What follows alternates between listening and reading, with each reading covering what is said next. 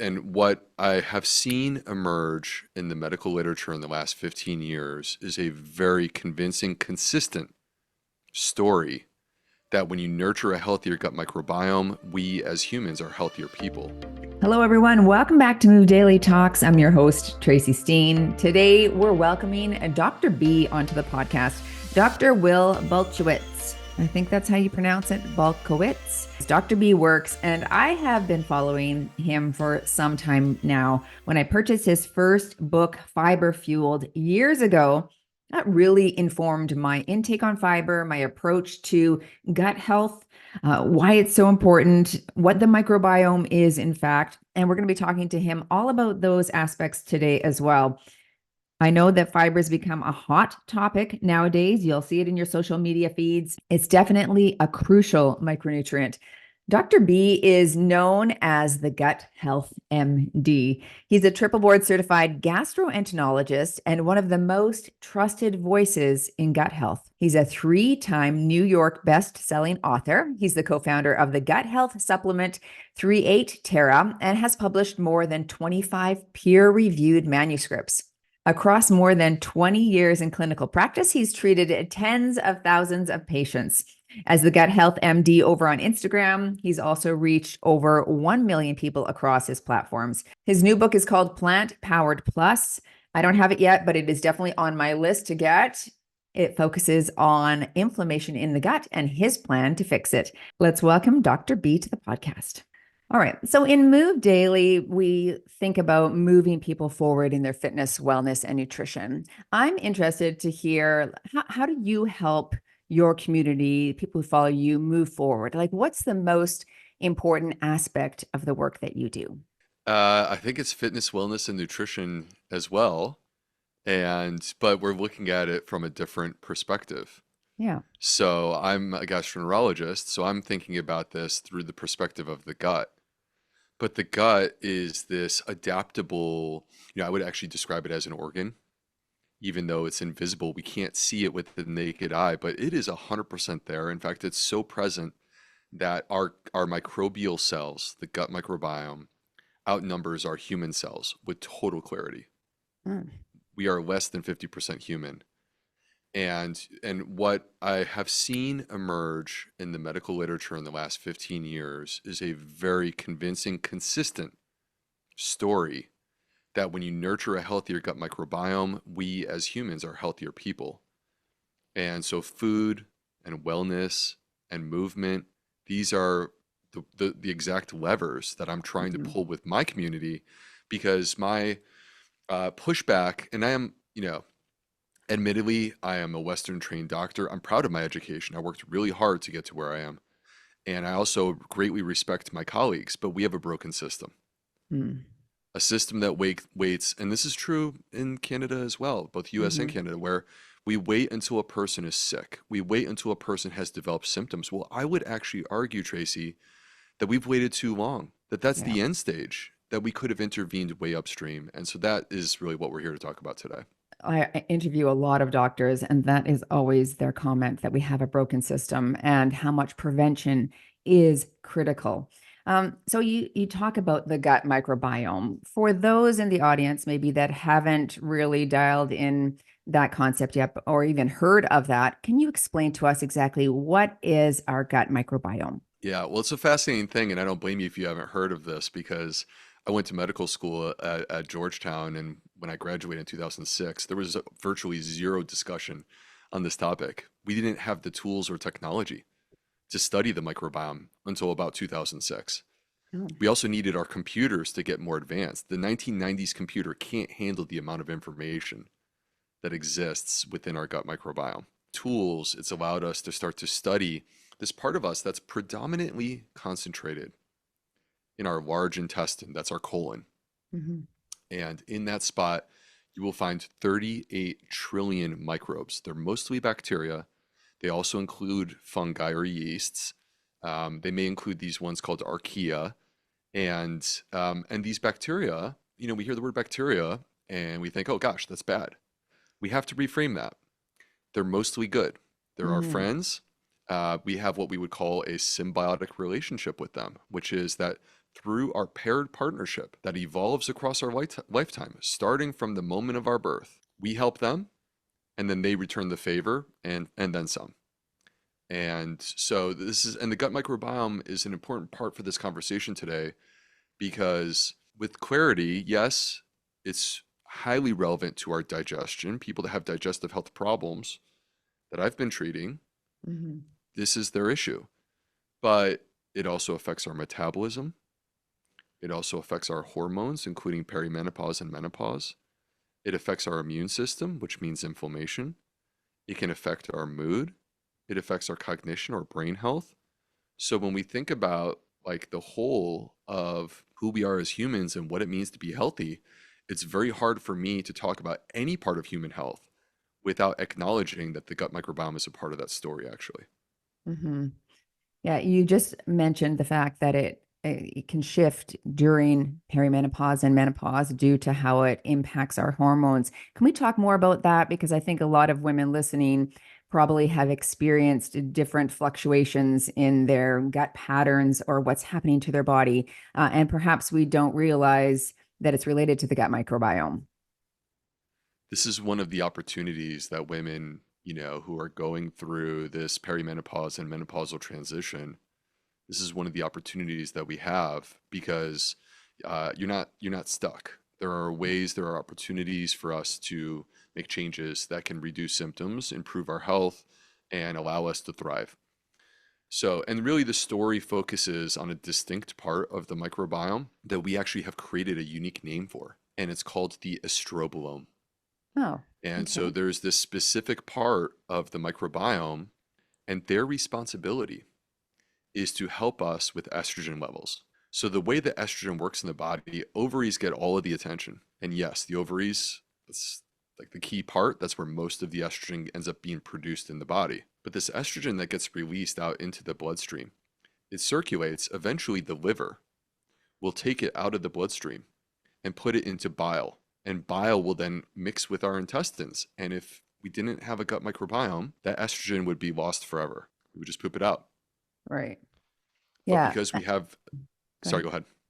I was just going to say, yeah, there's estrogen receptors everywhere in the body. So then in the colon, in the intestines, there's estrogen receptors there as well. Oh, 100%, Yeah. 100%. So, let me, in a moment, I'll talk about like the impact of estrogen on the microbes and also on our gut, because it's going to explain a lot of what women are feeling. Okay. But the key here is that this estrogen that's in the bile, it comes into contact with the gut microbiome before it exits the body, and the estrobolome will actually take it and put it back into the blood.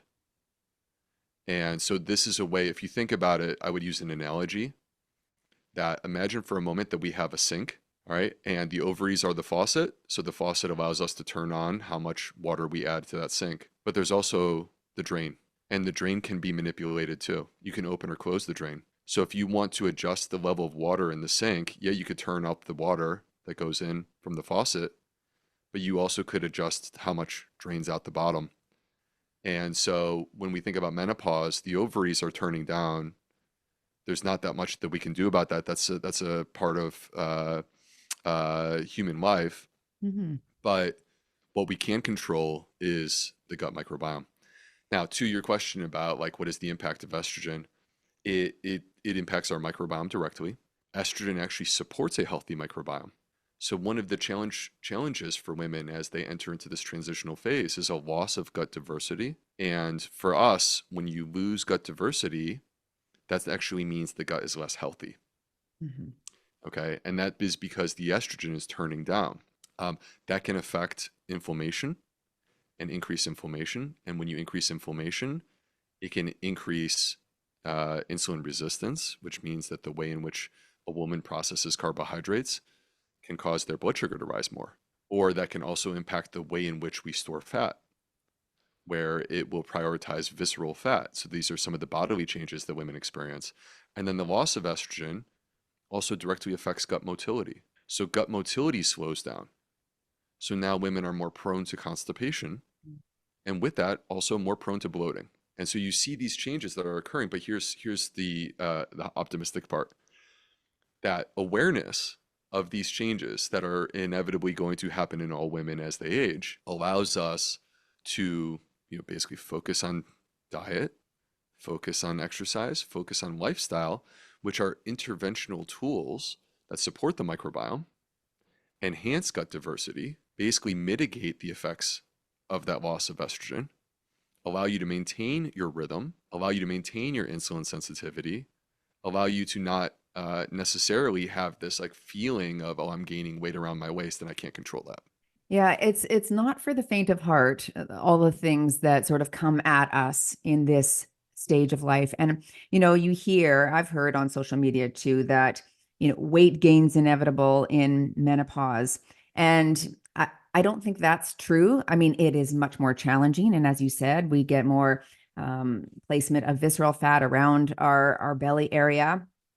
But there are a lot of things we can do. And yeah, again, that's not for the faint of heart either. We have to be forward thinking. We have to be cognizant. We have to start to dial in some of these micro processes that take effort, right? It's not like just easy. It's not just going to come to us, but there are things we can do to, in essence, plug the sink.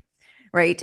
So you talked about inflammation. That's one thing that kind of scares us because we know that inflammation can lead to disease and decay. It's not what we want. What can we do to begin to address inflammation within the body? So this was actually the premise of my most recent book, Plant Powered Plus, which was a Okay. New York Times bestselling book. And the reason that I wrote about this is that as a medical doctor, I have been blessed with the opportunity to write books that impact the lives of people that I've never met. And I want to write meaningful books that have the maximum opportunity for impact. And inflammation is the story of our time, from my Sure. perspective. Yeah. And what I discovered is that it's so powerfully connected to our gut microbiome that you can't actually separate them. Okay. I've put out the challenge to great researchers, asking them if you can find me a study that shows the gut being healthy but the body being inflamed. I would love to see it. I've never found this. Mm. When the gut is unwell, it creates inflammation. And the reason for this, Tracy, is the gut barrier.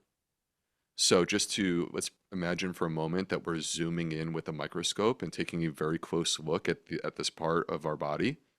You would see these small microorganisms. I can't say that word properly, but bacteria. You would see these small bacteria and yeasts. All right. And then right next to that, you would see a single layer of cells. And that's your gut barrier. It's like the castle wall. Okay. And its job is to keep the bad stuff out, but invite the good stuff in. It's got a really important job. And on the other side of that is 70% of your immune system. So people often wonder like what's the home base for our immune system? And you might think it's the spleen, it's the lymph nodes, it's the bone marrow. No, it's the gut. 70% of our immune cells are right there in the lining of our gut, right next to the gut barrier.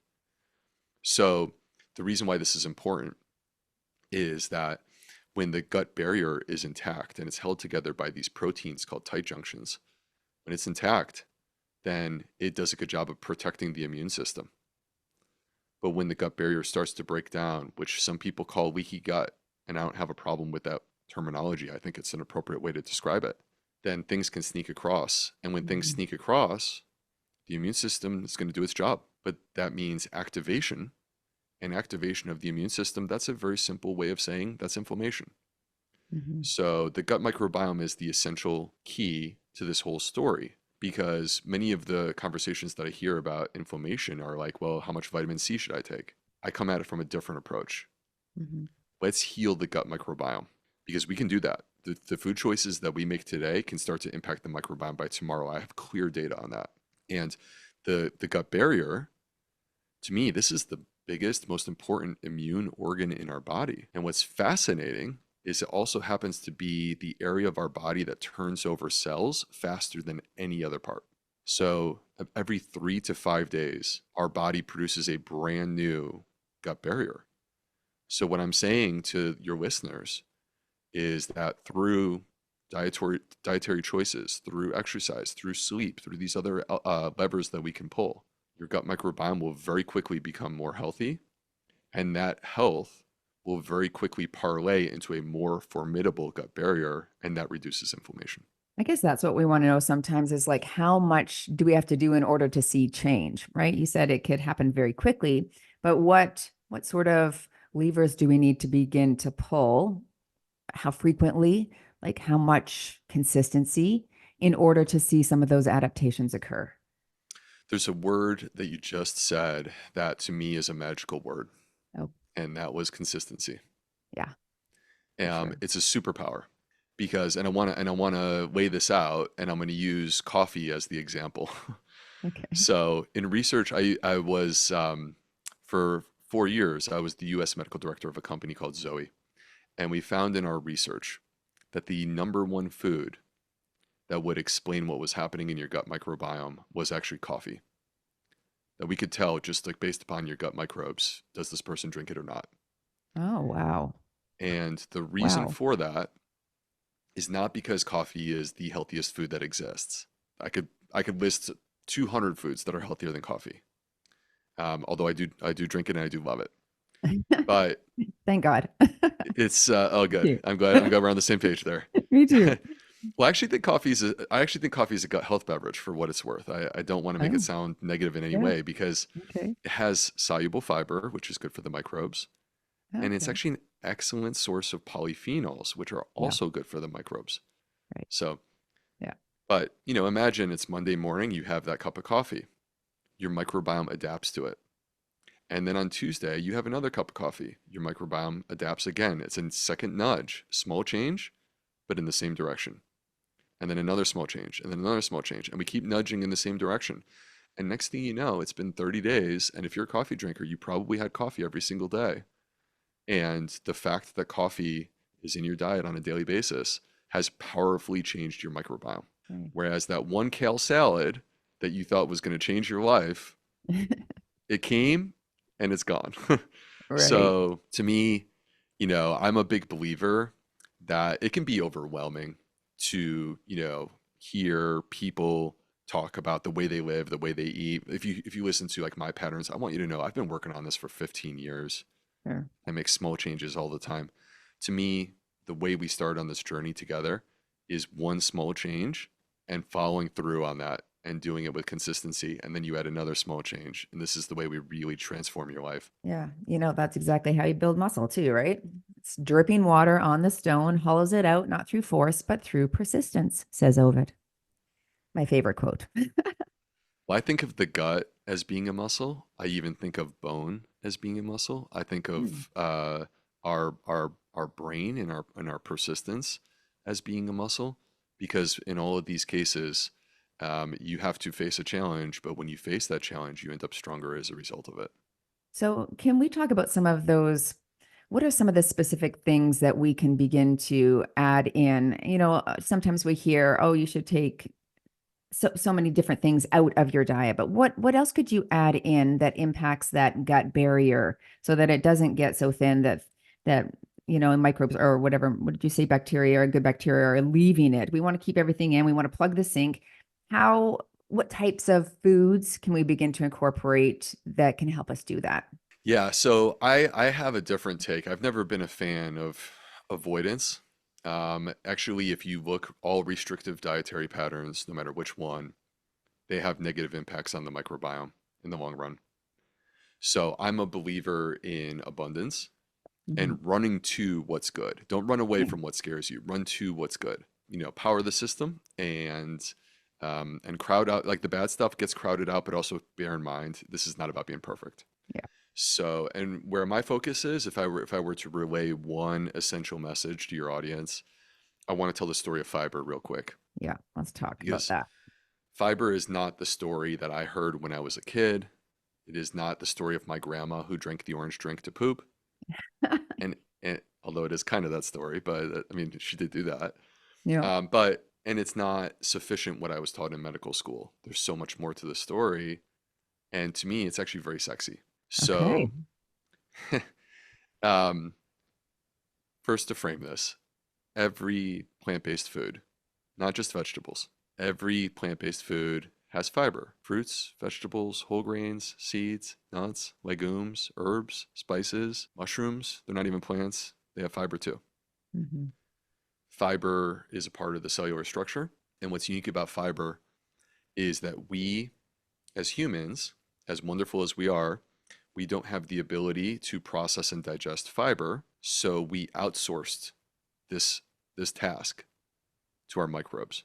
Because as we fanned out across the globe, different ecosystems, different foods, different exposures, we needed something very adaptable. We're not very adaptable. Our microbes are totally adaptable. This is their superpower.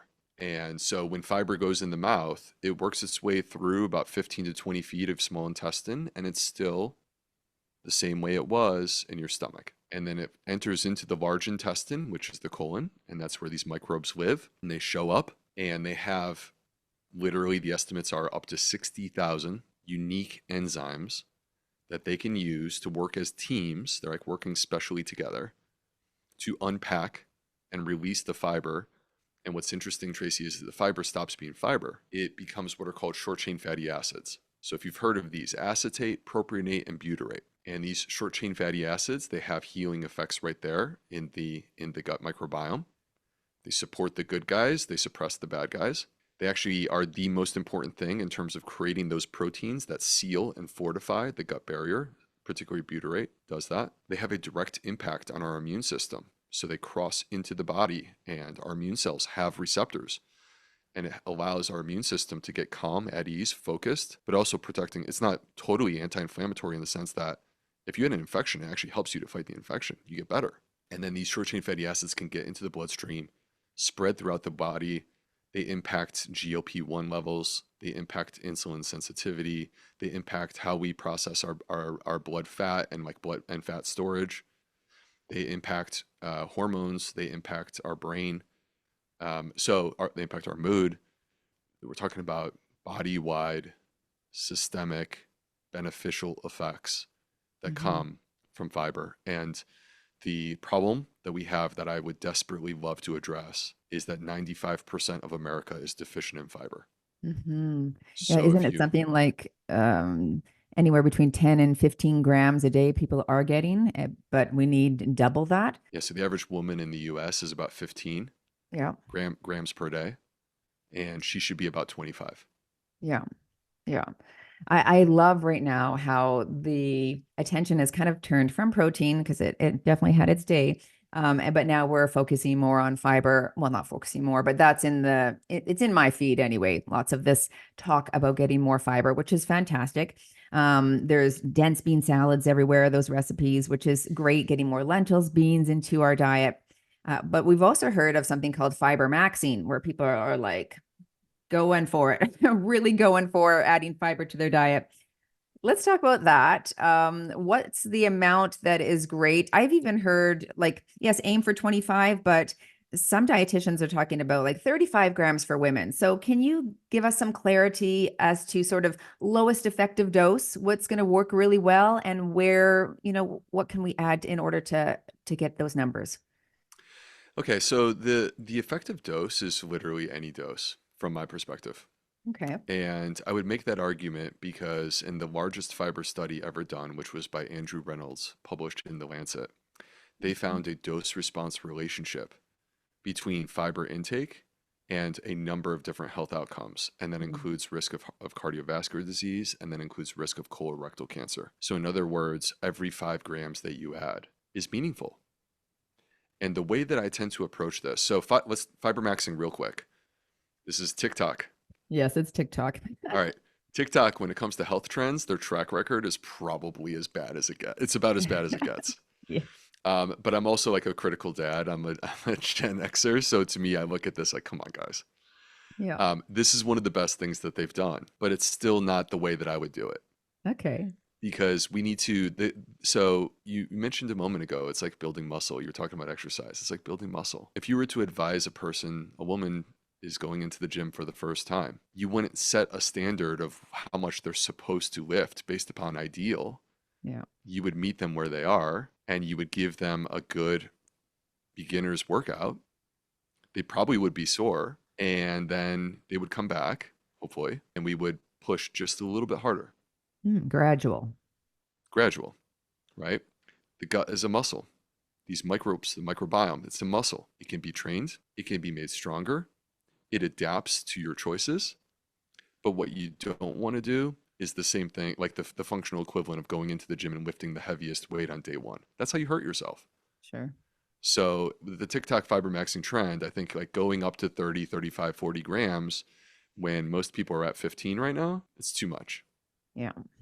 But if you could take 15 and this week add like 3 to 5, and then the week after that, again, add 3 to 5 and listen to your body. And if it's too much, slow it down. It doesn't mean you can't tolerate fiber. It just means you need to slow it down. So, and then gradually what we can do is if you give this a series of weeks, much like if you give a person 2 months in the gym, they could transform their body, right? If you give a person 2 months of increasing their fiber intake, you will transform your gut. I really believe that.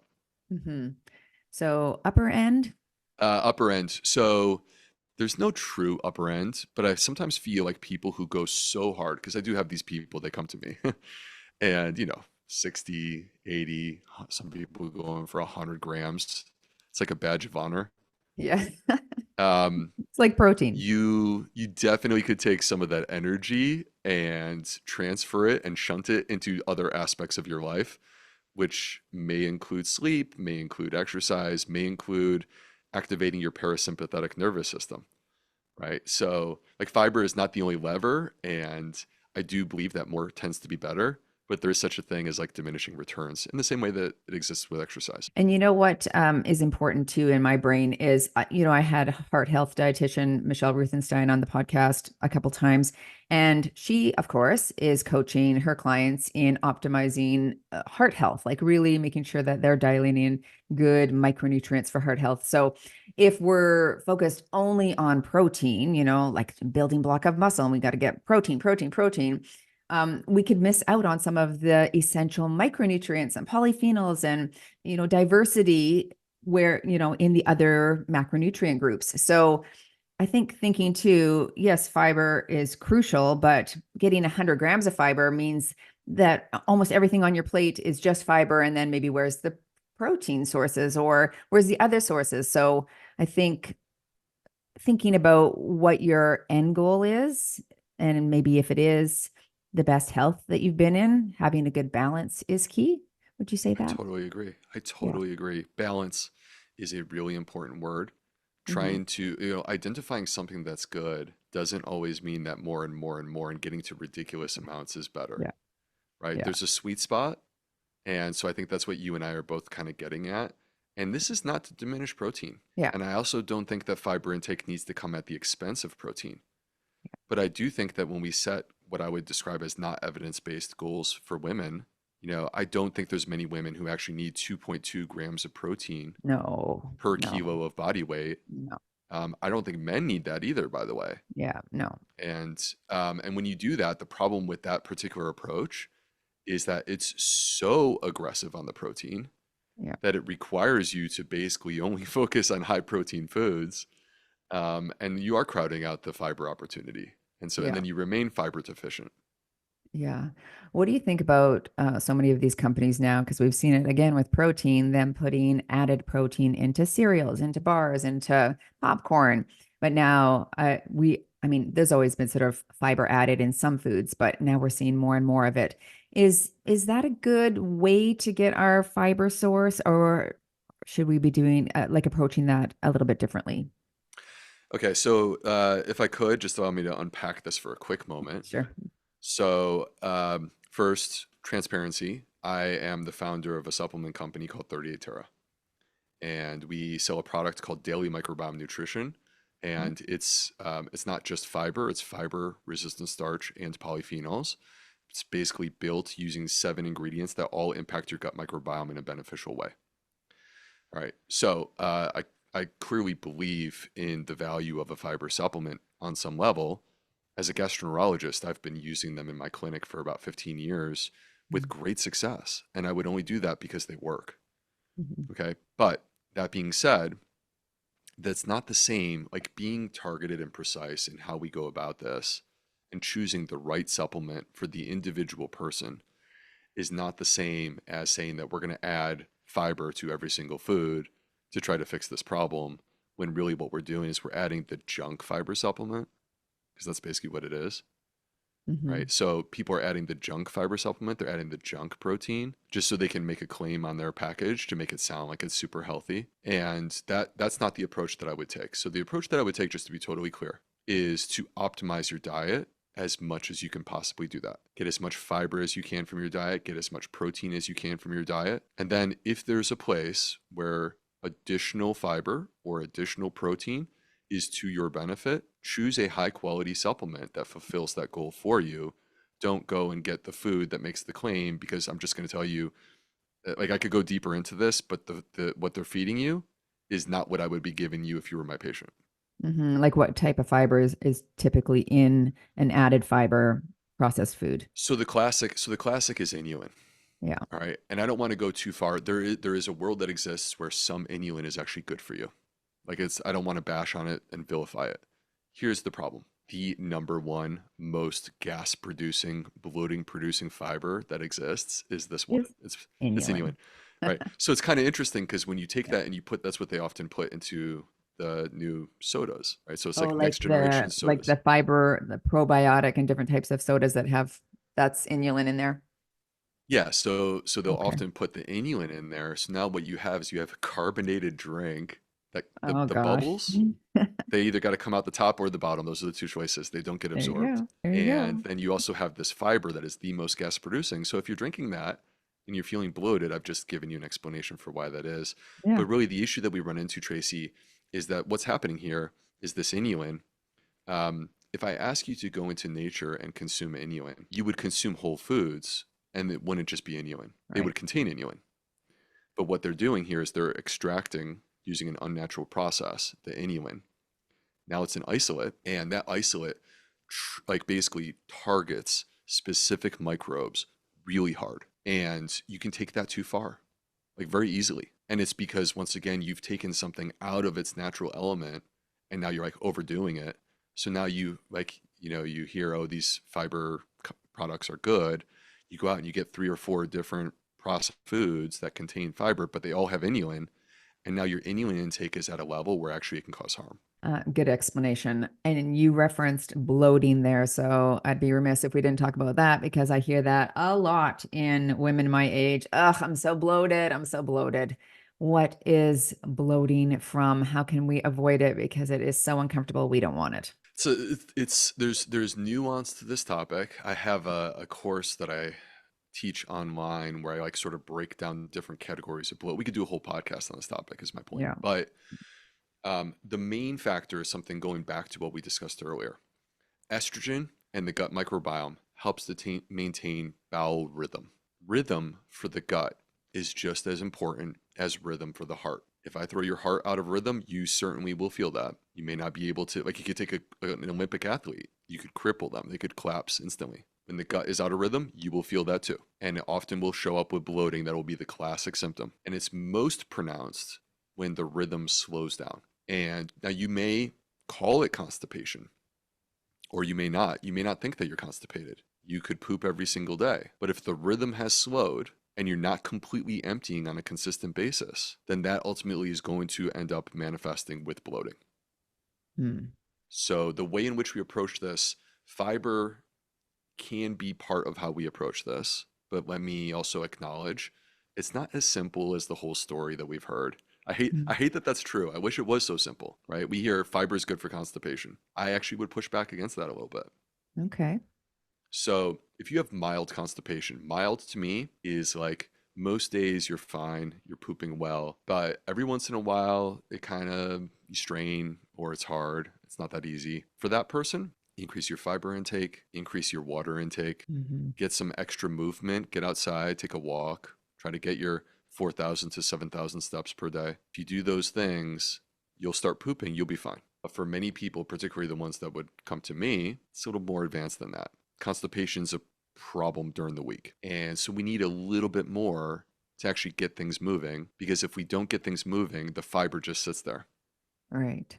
And when the fiber just sits there, that turns into gas. Yeah. Is that So the importance then of getting both soluble and insoluble fiber? So soluble and insoluble fiber, just to explain what Hmm. this is for the listeners at home, soluble is like if I put it into a drink, it disappears, just like you can't even see it. And insoluble would be like if you see it down here, where it's like the grit, and no Hmm. matter what you do, it is going to continue to be there.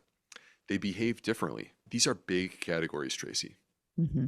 So, like, fiber turns out to be such a complex thing that it's not easy for us to describe fiber. So, we just sort of build these big categories, soluble versus insoluble. The story that I told earlier about how fiber impacts the microbiome to become short chain fatty acids, that's soluble fiber. Insoluble fiber does not become short chain fatty acids, it sweeps through. But it does result in good, healthy bowel movements. It does bind cholesterol and other things as it's sweeping through, and there are clearly benefits to including it. We don't need to over engineer this. If you eat food, real food, coming from plants, again, all plants have fiber, and all plants are going to have some mix between soluble and insoluble fiber. And one of my big things, like the main discussion of my first book, Fiber Fueled, was to eat for variety.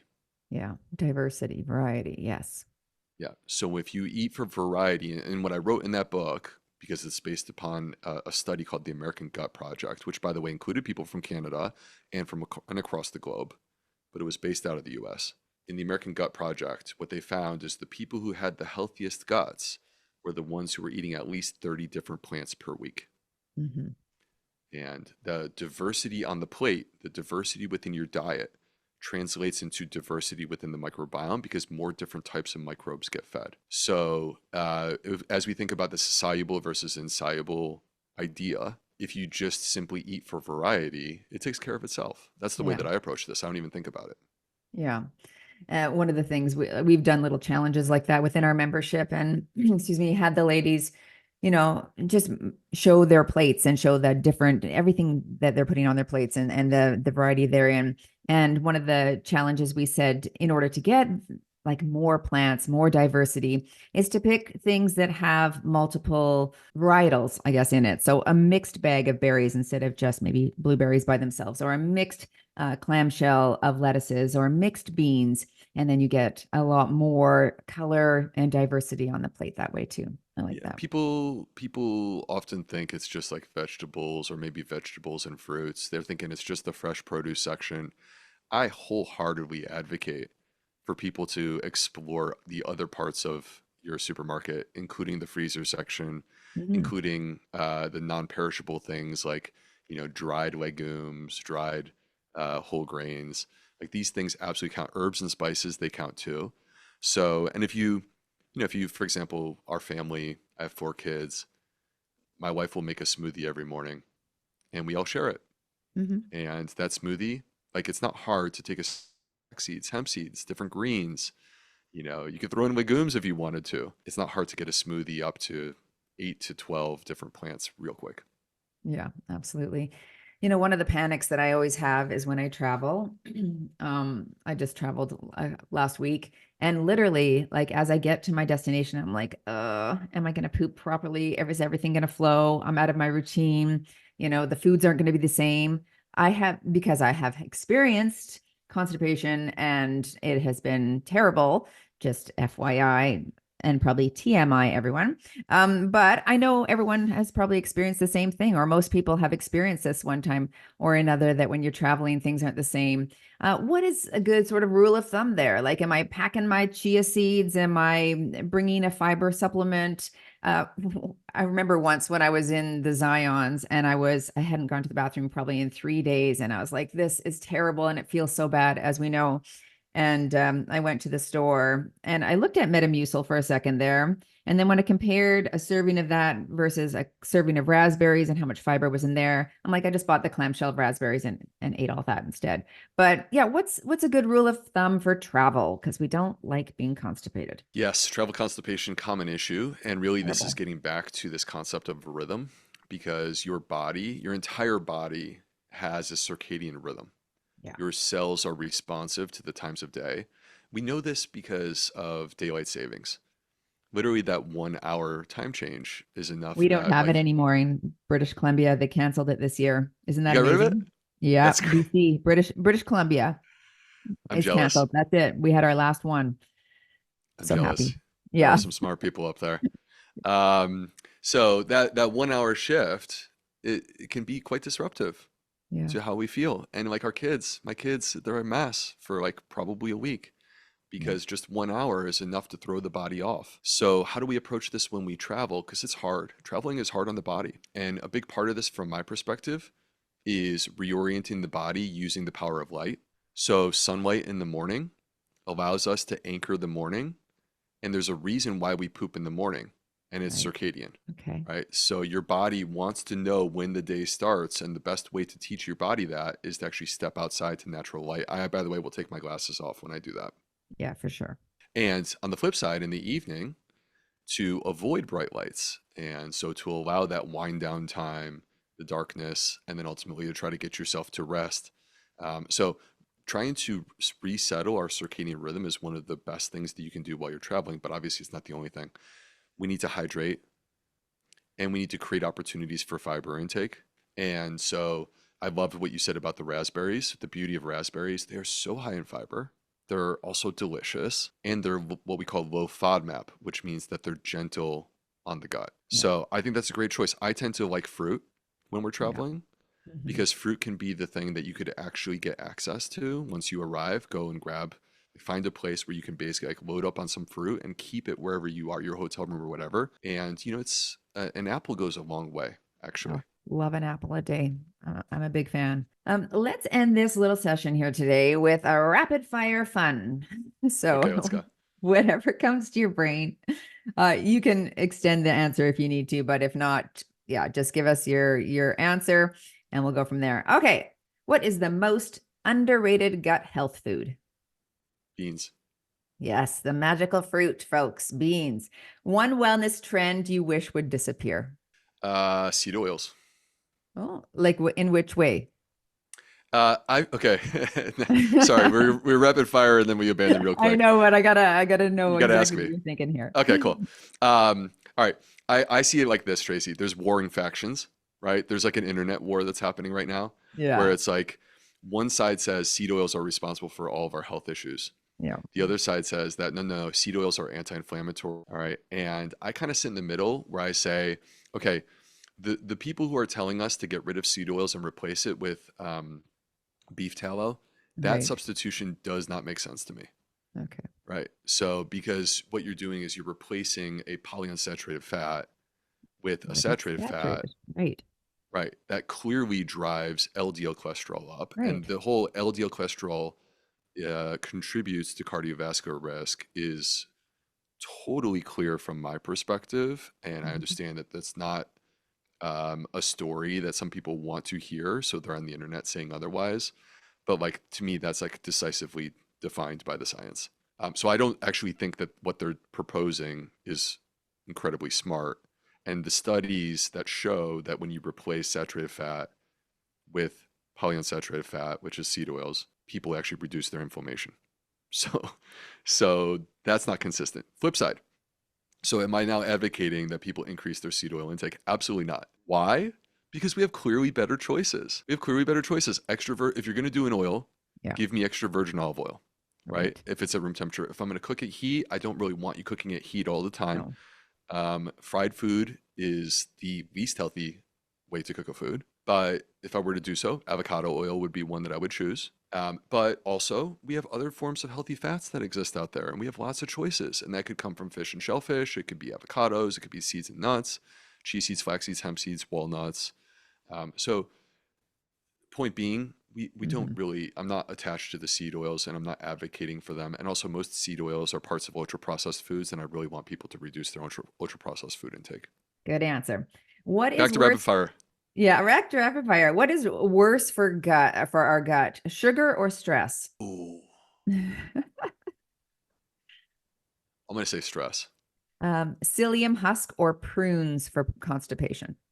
I'll go prunes. Ooh, good. Get your prunes, ladies. Salad or cooked vegetables? I'm going to go cooked. Okay, why? I have to know that Underrated. too. Well, because so Underrated. underrated Yeah.